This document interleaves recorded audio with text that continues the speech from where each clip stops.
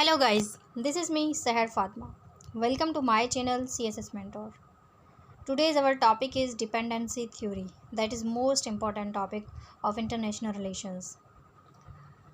As we know that IR plays very dynamic and crucial role in the favor of developing countries, as dependency theory is based on center countries and periphery means poor ones. आज हम बात करेंगे dependency theory. ये बहुत important topic है international relation का। इसमें अमूमन सीएसएस के जो पेपर्स होते हैं और पीसीएस के उसमें इसके सवाल आते हैं। तो आखिर तक हमारे साथ रहिएगा। अगर आपने अभी तक हमारे चैनल को सब्सक्राइब नहीं किया तो मेरी आपसे गुजारिश है सब्सक्राइब कर दें ताकि हमारी हर आने वाली वीडियो आप तक पहुँच सके। जी viewers, today will discuss dependency theory as well as CSS past papers related to this theory.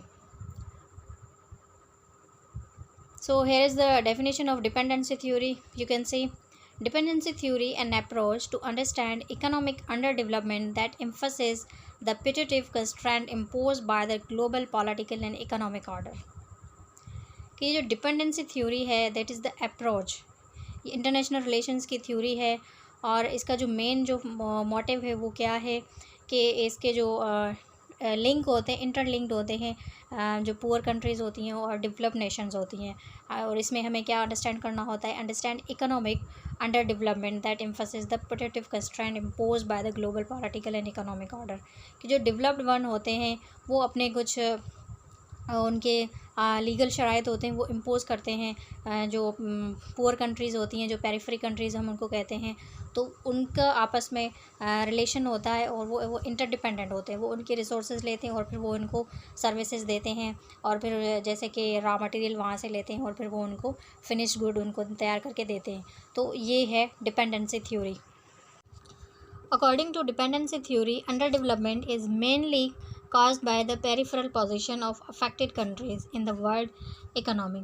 Typically, underdeveloped countries offer cheap labor and raw materials on the world market. कि जो underdeveloped countries होती हैं वो cheap labor और raw material provide करते हैं developed ones को.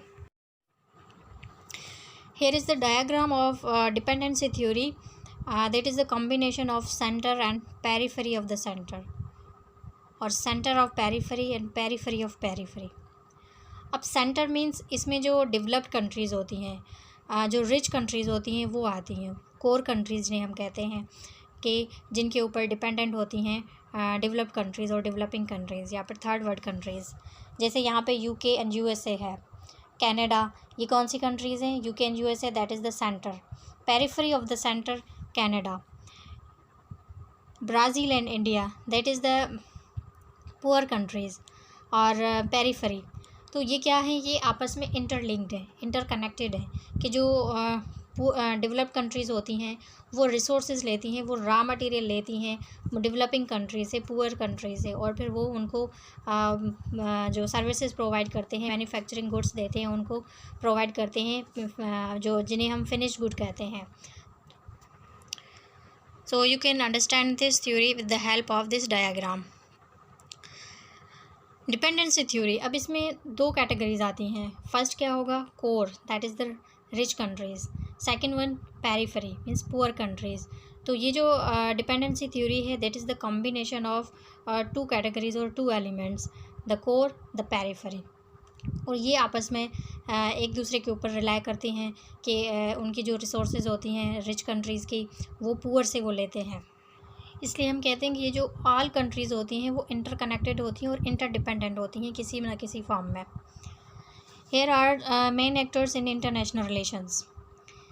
अब इंटरनेशनल रिलेशन में जो मेन एक्टर्स होते हैं वो कौन से होते हैं? सबसे पहले क्या आता है? स्टेट्स. स्टेट्स मीन्स जो कंट्रीज़ होती हैं, इस नेशंस, तो वो स्टेट कहलाती हैं. NGOs, non governmental organisations, MNCs, multinational corporations and institutions. अब इंस्टीट्यूशंस में जैसे हमारे वर्ल्ड बैंक आ गया, IMF हो गया, तो इस तरह से ये हमारे मेन एक्टर्स हैं in the field of international relations. अब ये यहाँ पे जो CSS के पास पेपर्स हैं वहाँ से मैंने एक सवाल लिया है इससे रिलेटेड ताकि आपको और अच्छे से क्लियर हो जाए. सो अब हम इसको देखेंगे. क्वेश्चन क्या है कि critically discuss the idea of dependence and interdependence, explain its advantages and disadvantages for the poor countries.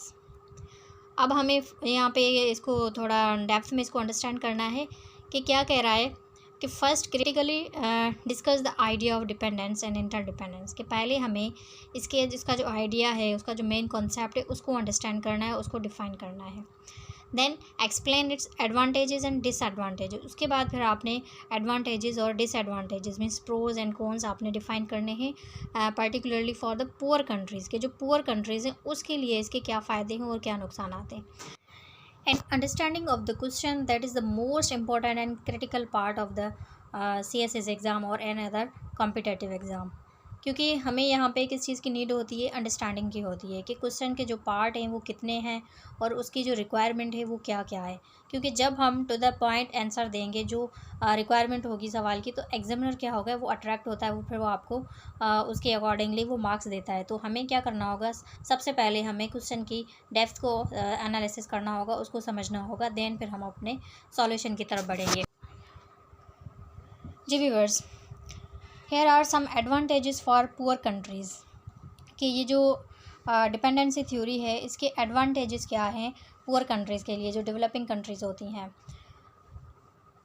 Exchange of trade and commerce और गुड्स एंड सर्विसेज, कि जो डेवलपिंग कंट्रीज़ होती हैं they have opportunity of exchange of trade and commerce और goods and services, कि उनके पास एक ग्रेट चांस होता है, एक अपॉर्चुनिटी होती है जिसकी बेसिस पे वो जो डेवलप कंट्रीज़ होती हैं उनके साथ अपने ट्रेड रिलेशन बढ़ा सकते हैं और फिर वो अपने रिसोर्सेज को और गुड्स को एंड सर्विसेज को एक्सचेंज कर सकते हैं for maintaining their infrastructure of the country.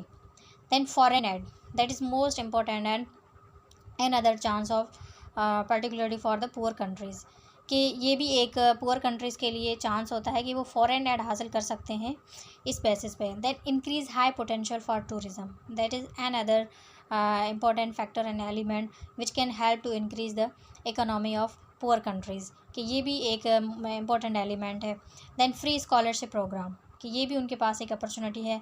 Then establishment of industries, कि इंडस्ट्रीज़ की बेसिस पे वो फिर क्या करते हैं कि उनकी जो अनएम्प्लॉयमेंट रेशो होता है वो कम होता है, पॉवर्टी जो कम होती है उनकी, और भी जो लोग होते हैं वो पे एक स्टैंडर्ड लाइफ सर्व कर सकते हैं। अब यहाँ पे ये तो इसके एडवांटेजेस हो गए। अब हम बात करेंगे डिसएडवांटेजेस की, कि जो पुअर कंट्रीज़ होती हैं उसके लिए डिसएडवांटेजेस कौन से हैं।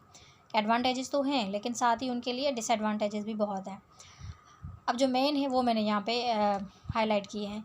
लॉस ऑफ टेरिटरी, कि सबसे बड़ा जो प्रॉब्लम होता है, इशू होता है, इसका जो नेगेटिव इम्पैक्ट पड़ सकता है, that is the loss of territory, कि जो पुअर कंट्रीज़ होती हैं उनके पास ये सबसे बड़ा थ्रेट होता है कि वो अगर टाइमली वो अपने एड को या फिर वो जो लोन लेते हैं उसको वो फुलफ़िल नहीं कर पाते, तो फिर उनके लिए ये सबसे ज़्यादा एक थ्रेट होता है कि वो अपनी टेरिटरी को खो सकते हैं।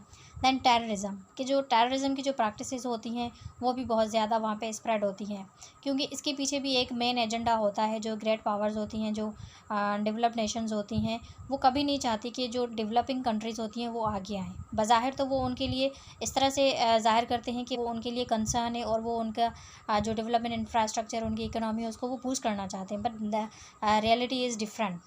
आइडियोलॉजिकल कन्फ्लिक्ट, ये भी बढ़ सकता है। दैन पॉलिटिकल इनस्टेबिलिटी, कि उनके जो पॉलिटिकल रिलेशंस हैं वो भी एक प्रॉब्लमेटिक कंडीशन में आ सकते हैं।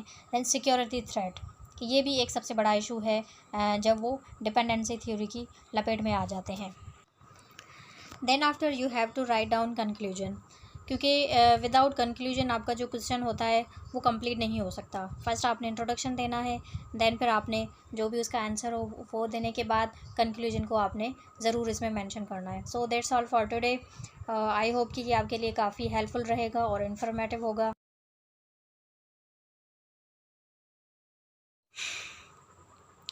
So if you like my